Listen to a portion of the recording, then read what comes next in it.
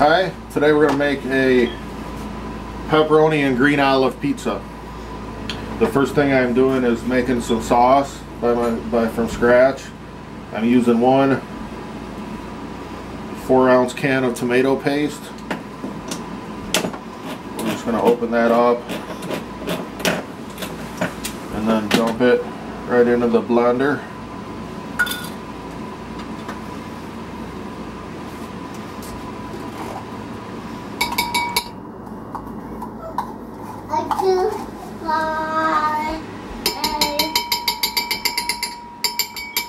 And then I'm just going to add a little bit of hot water to fill up the can almost all the way one time. That way for that to get hot so it kind of dissolves the rest of the tomato paste. So it's almost full. And then I just stir it a little bit to try to get more of the tomato paste out. And then we dump that in there. Okay. And then the next thing we're going to do is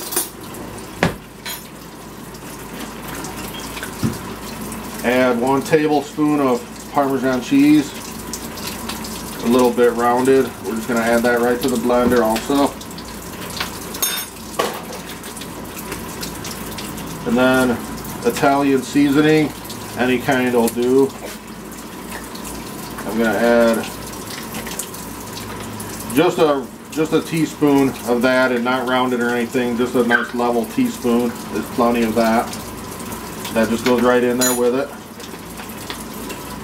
And then the next thing we're going to add to the sauce is just regular white sugar. I'm going to put 1 rounded teaspoon of that in there.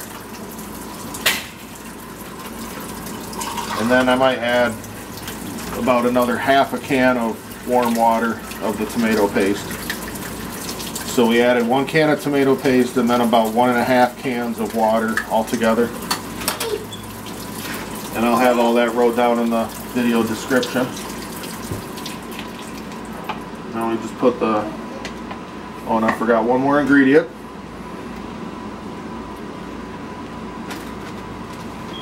I need to add about 1/2 teaspoon of pepper, just regular black pepper, about 1/2 teaspoon. That goes in there too.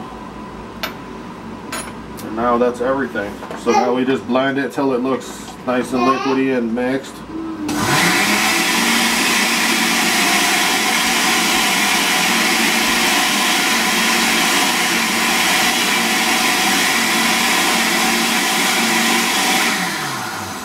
That'll be a delicious homemade sauce for the pizza.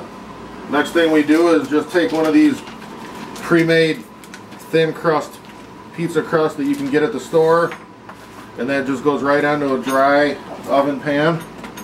I've got my little helper here, hands popping up.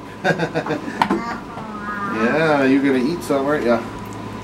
And then we just dump the sauce right onto that crust. You don't want too much. I might not use all of it, but I would rather make more than I need than not have enough. So I didn't use quite all of that. And then you just take the spoon, bottom of a spoon, and spread it out nice.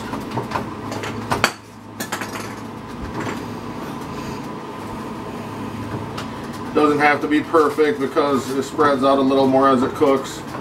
You just need to have it covered nice, and I like to try to go out to the edge of the crust as much as I can. Okay. And then the next thing we have,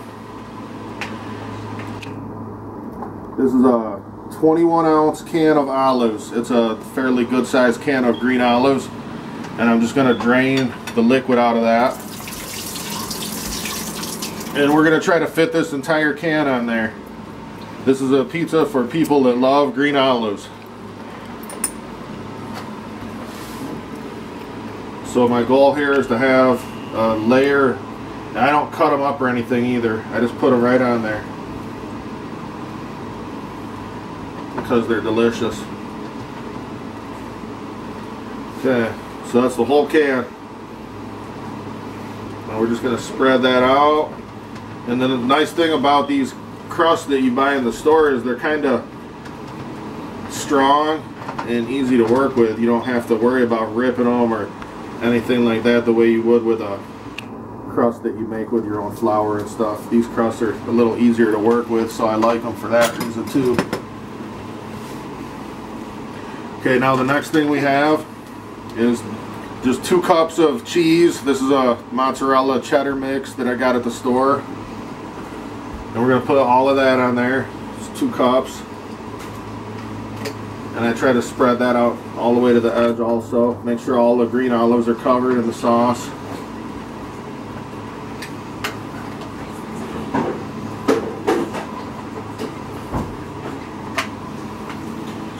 This is a really good pizza, but when you eat it, make sure to have plenty of water, because this dehydrates me like no food I've ever ate before. These olives in here are really good, but they dry you up, so just be pre-warned about that. This is a 6-ounce package of pepperoni. If you like more pepperoni or less pepperoni, you can do that. Or more or less of the olives too. This is just how I've, after trying it a bunch of different ways, this is how I like it the most.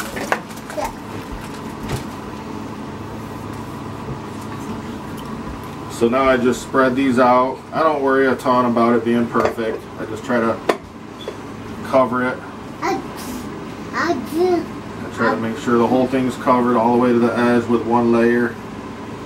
And then if there's more, then I put more in after that.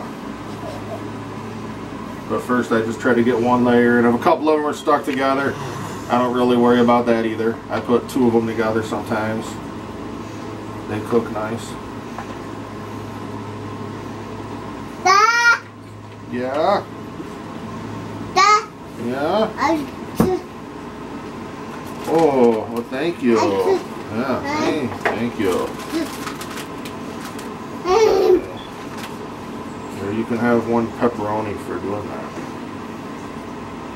Here, everybody gets some of that. I just give a little of that to the kids, but mostly there's a whole package on here. So I just look for areas that need filled in. I try to cover all the cheese. I try to get as close to the edge as I can. It doesn't have to be sitting perfect when you do it, because as they get hot they flatten out nice, and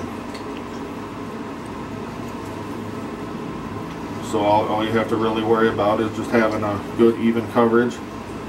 And then since the pepperoni is kind of greasy when it cooks, I like to add a layer of Parmesan cheese to the top of the pepperoni also. That kind of soaks up the pepperoni grease and makes it seem like it tastes better and not quite as greasy. Even though the grease is still there, it's just absorbed into the cheese.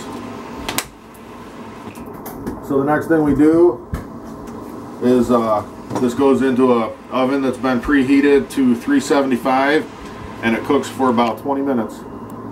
So we'll just do that.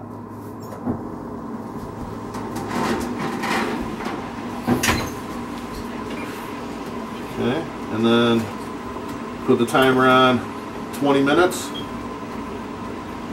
And depending on the oven, you can check it a little bit sooner, make sure it's not too done or anything, but I just wait for any cheese I see to be melted and the pepperoni to look like it's starting to cook a little bit.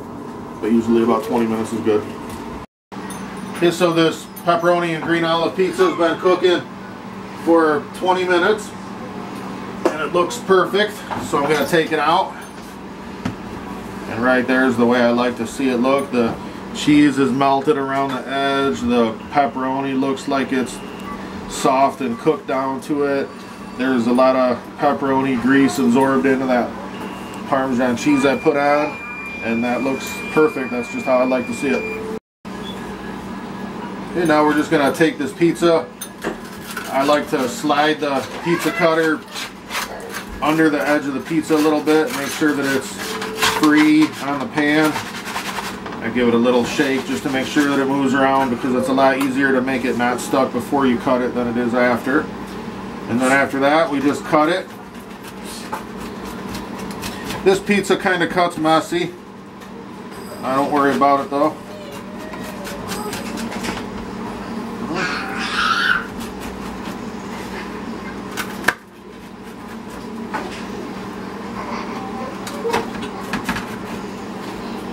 I cut my pizza into 8 pieces usually. Okay. And then I'll take one of these off and you can see what it looks like. And just add a couple of those olives there with it. And there you have it, one piece of green olive and pepperoni pizza.